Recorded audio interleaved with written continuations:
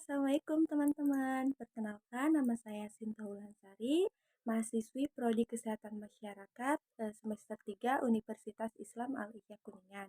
Di sini saya akan membahas permasalahan kesehatan masyarakat di Indonesia, yaitu salah satunya itu penyakit tentang malaria.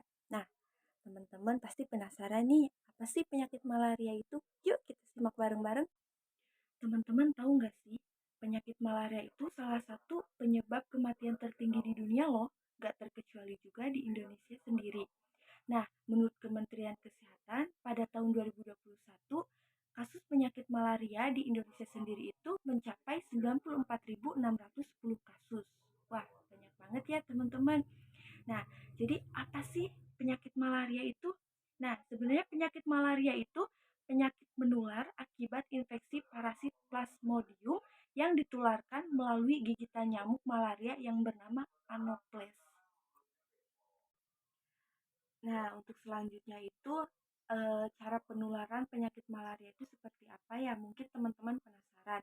Nah, jadi seperti yang sudah saya jelaskan sebelumnya, penyebab utama penyakit malaria adalah Plasmodium. Nah, jadi di Indonesia sendiri itu ada dua jenis parasit Plasmodium, yaitu Plasmodium falciparum serta Plasmodium vivax. Nah, jadi pada malam hari itu nyamuk yang terinfeksi parasit ini tuh lebih banyak beredar dan menggigit. Nah, jika seseorang itu sudah terkena gigitan nyamuk, parasit pun akan langsung masuk nih teman-teman ke aliran darah kita. Nah, selain melalui gigitan nyamuk, parasit ini pun mampu menyebar melalui transfusi darah atau jarum suntik yang digunakan secara bergantian.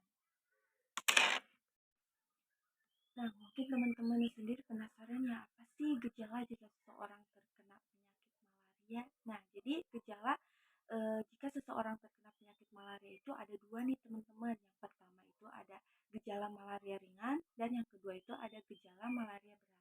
Nah, kita bahas yang gejala malaria ringan dulu ya.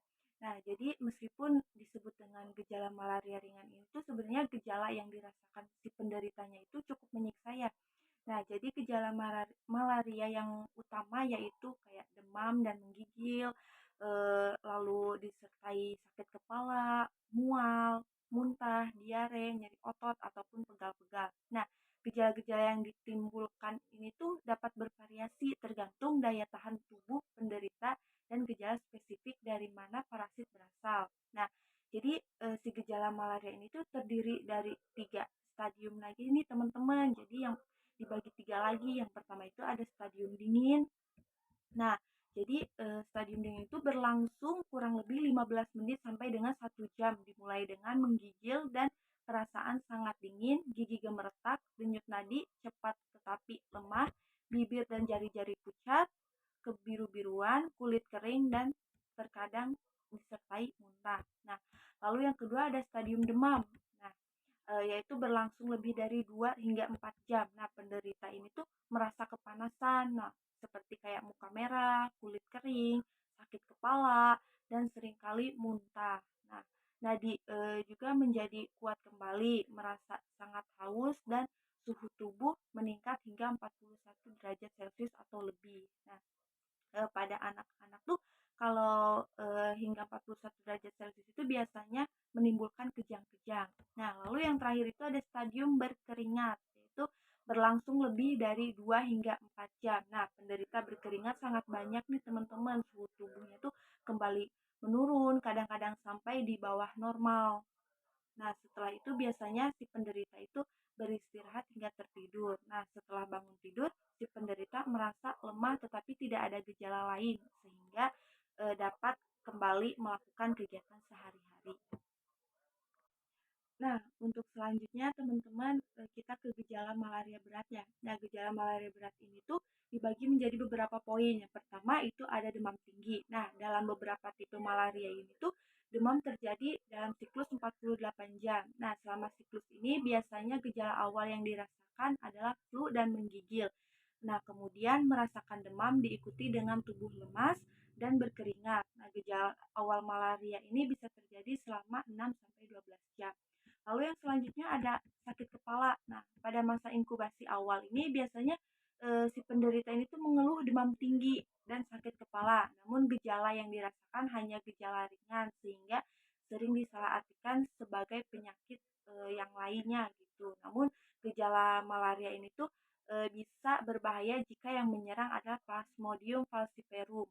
Nah, lalu yang selanjutnya ada keringat dingin. Nah, ketika parasit menyerang sel darah merah, hal ini mengakibatkan pecahnya sel darah merah. Setiap pecahnya sel darah merah ini tuh menyebabkan si tubuh penderitanya itu demam, sakit kepala, dan berkeringat dingin.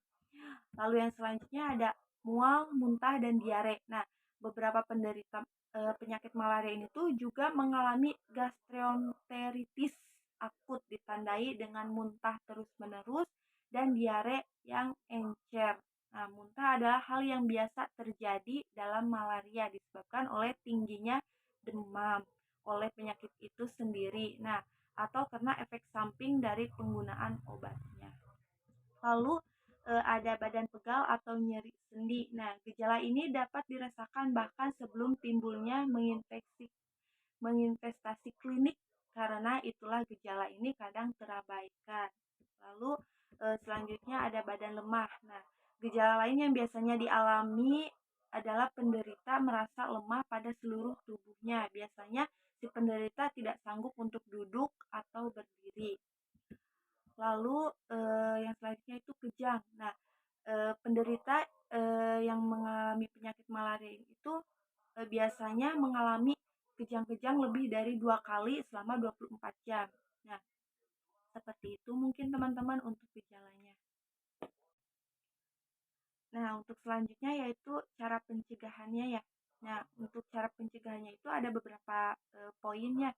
Yang pertama itu kita bisa menghindari atau mengurangi gigitan nyamuk, yaitu dengan cara kayak contohnya kita tidur bisa pakai kelambu, lalu memakai obat nyamuk bakar atau elektrik.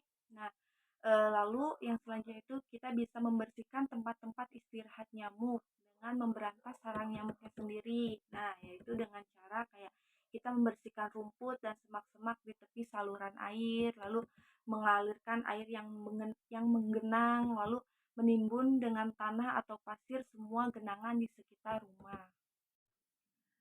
Nah, untuk selanjutnya mungkin teman-teman bertanya-tanya cara pengobatan atau perawatan ketika kita terkena penyakit malaria itu kayak gimana sih? Nah, mungkin ketika kita terkena penyakit malaria di stadium yang sudah berat atau sudah parah, mungkin kita bisa langsung datang ke rumah sakit untuk berkonsultasi langsung dengan dokter yang ada di sana.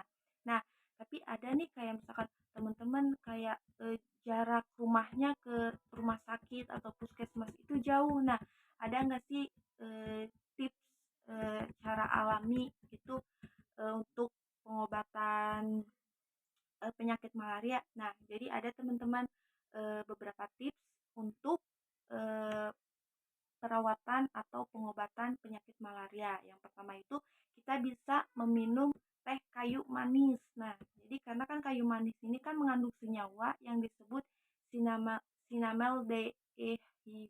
Nah, senyawa ini adalah antiinflamasi dan dapat mengurangi gejala diare, demam, dan sakit kepala. Lalu ada minum jus jeruk. Nah, jadi jus jeruk kan mengandung vitamin C. Nah, dari vitamin C ini yang hadir dalam jus jeruk dapat meningkatkan kekebalan tubuh untuk pulih dengan cepat dari infeksi imunitas. Nah, lalu yang selanjutnya ada meminum jahe rebus. Nah, rebus jahe dalam secangkir air selama 20 menit, minumlah setiap pagi selama beberapa hari. Nah, jadi zat yang disebut gingerol dapat berperan seperti agen antiinflamasi dan antibakteri. Ini adalah obat paling efektif ya teman-teman yang meningkatkan kekebalan tubuh dengan cepat.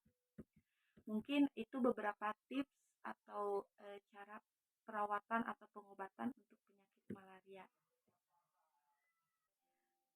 Nah, mungkin itu ya teman-teman gambaran dari penyakit malaria. Semoga apa yang saya sampaikan ini dapat bermanfaat bagi teman-teman semuanya.